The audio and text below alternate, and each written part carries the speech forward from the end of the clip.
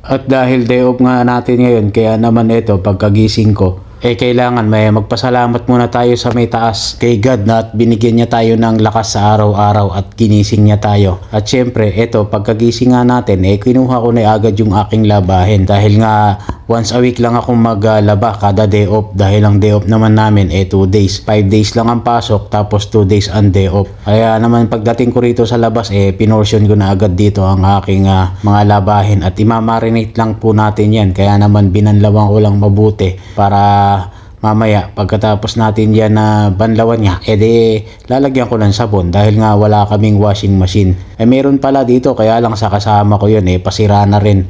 Kaya hindi ko na nagamit, baka kasi pag nasira pabayaran pa sa akin yun.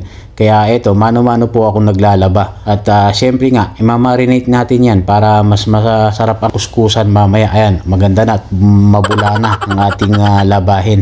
At habang minamarinate nga natin yung ating labahin, ito, magsasaing na po tayo ng rice. Para habang nakamarinate yun, nagluluto ng rice. At ilalabas na nga po natin yung lulutuin ko din na isda na binigay sa akin nila chef na gagamitin kong pang ulam. Syempre, ano lang yun, mga scratch lang po yan na isisigang ko nga at yung iba ikikilawin ko nga. Yan nga yung inilive ko na pulutan ko. Yung sinigang na isda at saka po yung kinilaw. Syempre, hindi ko na po ipapakita rito yon sa ating vlog. Sa next vlog na lang po natin.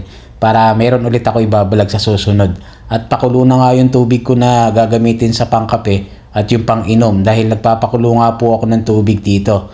Pero pwede naman po inumin yung sa may tap water. Yung kasama ko nga nabili ng mineral water pero ako nagpapakulo na lang. Siyempre, tipid-tipid nga pero dati nga hindi ako nagpapakulo ng tubig. Direct ko nang iniinom yung tap water. Pero siyempre, para safe, pakuluin na natin. At heto nga't magkakape na tayo at lalabas muna tayo habang nakamarinate yung ating labahin.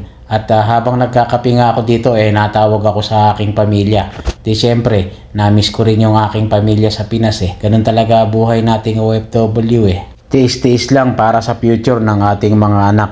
Bali nung iniwan ko nga tong anak ko na bunso nasa may 6 months pa lang.